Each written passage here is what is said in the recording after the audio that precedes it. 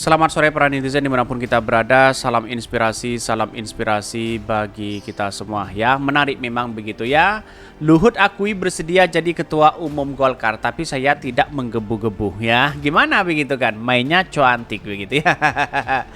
Saya kira ada apa begitu kan? Munaslup itu ya banyak yang kemudian menjadi spekulasi begitu kan, harus dipercepat dan sebagainya begitu kan. Saya kira ini mau kudeta atau apa begitu kan?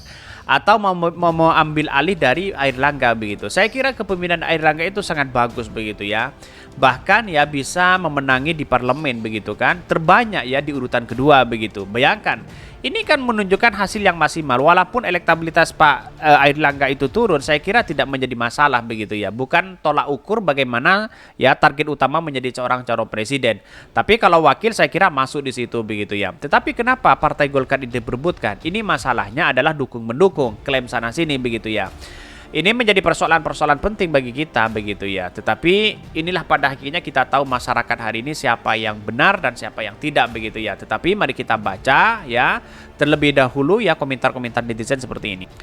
Ini komentar-komentar dari netizen. Luhut akui bersedia jadi ketua umum Golkar, tapi saya tidak menggebu-gebu, katanya begitu ya. Tapi saya bacakan komentar netizen terlebih dahulu. Ini biasanya kader Golkar kalau udah nggak gubris ya di dalam, lantas keluar dan bikin partai lain ya, Opung ya. Ini gedebrus ya. Bahkan ini ya, kalau menggebu-gebu ya malu sama anak cucu saya yang bilang menggebu-gebu menghadap ke saya, kata-kata ya. Bahkan bahaya mau jadi ketua Golkar ya. Kalau Golkar nempel ke koalisi perubahan dan pemenangan Pilpres ya, orang ini masuk dalam pemerintah. Aduh ya, dia lagi masuk ke pemerintahan, nggak bisa maju-maju, nanti negara kita ada di beliau. Jadi saya kira ada apa begitu dengan Partai Golkar kok diperebutkan begitu. Jangan-jangan ya Partai Golkar sudah ada yang membisiki bahwa akan dekat dengan koalisi perubahan. Ya satu langkah lagi begitu kan, katanya dekat dengan koalisi perubahan di satu sisi begitu. Tapi inilah politik kita begitu ya. Golkar yang tidak setuju nggak tahu kalau nanti dibagi duit ya. Ini banyak ya. Masih kurang lagi jabatan yang kau begitu banyak begitu ya. Ini kritikan dari netizen begitu ya. Tapi persoalan-persoalan politik kan sekarang kan dinamis sah-sah aja di situ begitu. Pasti ada kepentingan besar untuk saling dukung-mendukung. Apakah sudah tahu Pak Airlangga akan dekat dengan koalisi perubahan, sehingga bagaimana begitu kan kalau diacak-acak bisa saja punya seperti itu. Apakah ada keterlibatan istana begitu? Itu yang mesti dipertanyakan begitu. Menurut Rocky Gerung ya, keterlibatan itu pasti ada begitu ya. Tak menggebu-gebu tapi ya ingat usia ya. Sudah tahu Bapak ya, ini sudah maghrib, mending pulang ya, banyakin doa dan sebagainya. Ini kritikan-kritikan dari netizen begitu banyak ya. Ada yang mendukung Pak Luhut, ada yang mendukung tidak begitu kan.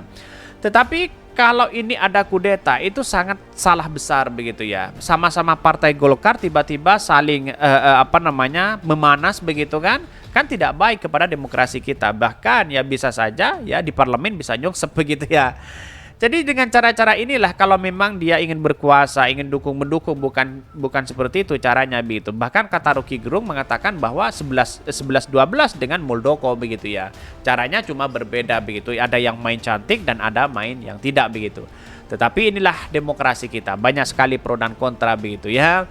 Apalagi ini muncul musim-musim pemilu begitu. Dari dulu kemana aja begitu kan? Ya karena bukan musim pemilu begitu. Apapun di musim pemilu ya pasti itu ya pasti ya muncul begitu kan.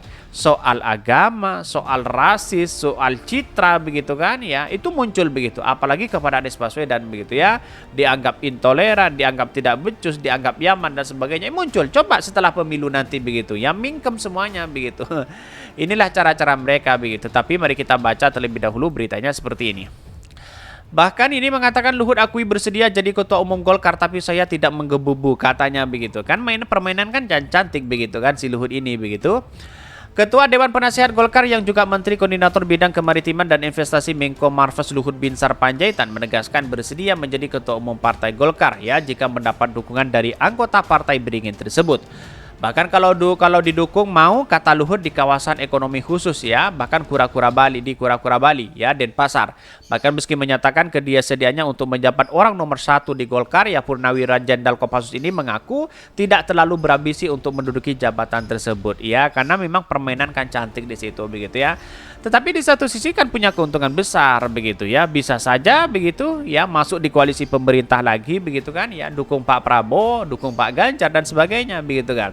Karena dengar-dengar ya koalisi Partai Golkar dekat dengan koalisi perubahan begitu. Dengar-dengar sih begitu ya. Mungkin sudah terdengar oleh telinga Pak Jokowi begitu ya. Belakangan ia mengaku kerap didatangi senior-senior Partai Golkar meski enggan menjawab dari pertemuan-pertemuan tersebut ya. Di satu sisi dia mengatakan seperti itu begitu. Airlangga itu teman baik saya, tidak ada masalah soal itu tadi ya, menjadi ketum Partai Golkar. Biarkan saja mekanisme mereka berjalan. Saya nunggu saja, tidak ada kepentingan yang menggebu-gebu, dijar Luhut begitu ya. Di satu sisi mengatakan sementara itu terkait merosotnya elektabilitas Golkar hingga 6% ya, seperti pada hasil survei indikator politik Indonesia, yaitu 9,6% berdasarkan survei tatap muka. Luhut juga tak ingin menyalahkan siapapun termasuk Airlangga. Bagaimana kalau Luhut menjadi ketua umum Golkar? Saya kira tambah kacau atau gimana begitu. Itu yang mesti dipertanyakan begitu ya.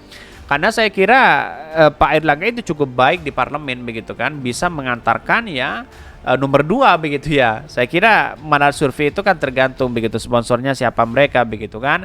Survei sarannya sini sepekan yang lalu muncul lagi begitu. Ngapain kita harus percaya terhadap lembaga survei itu begitu. Sementara itu terkait merosotnya elektabilitas Golkar hingga 6% ya, menurutnya kemerosotan elektabilitas Golkar tidak bisa ya hanya ditangisi begitu, akan tetapi harus ada langkah-langkah ya untuk memperbaiki kemerosotan itu begitu. Jadi kan Pak Airlangga punya strategi masing-masing begitu. Kalau masalah strategi saya kira dia paham begitu ya.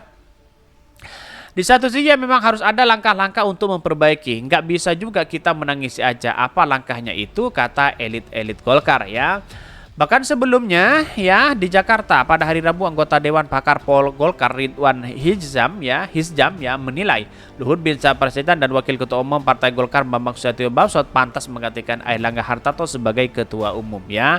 Katanya pantas itu semuanya, saya kira pantas begitu di Golkar begitu. Tapi kontribusi apa yang harus kita berikan kepada Partai Golkar, kan begitu logika kita begitu. Seperti Bahlil begitu ya, hanya kan kontribusinya hanya kan menyanjung Pak Jokowi saja di situ begitu. Yang lain kan tidak ada begitu. Kira-kira kan seperti itu begitu ya.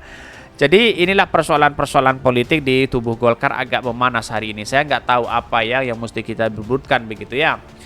Selain itu, penilaian itu disampaikan karena 3 ormas pendiri Partai Golkar, yaitu Kasgoro 1957 Musyawarah Keluargaan Gotong Royong ya, dan Sentral Organisasi Karyawan Swadiri ya Indonesia SOK yang meminta Airlangga Hartarto untuk mundur dari posisi Ketua Umum DPP Golkar.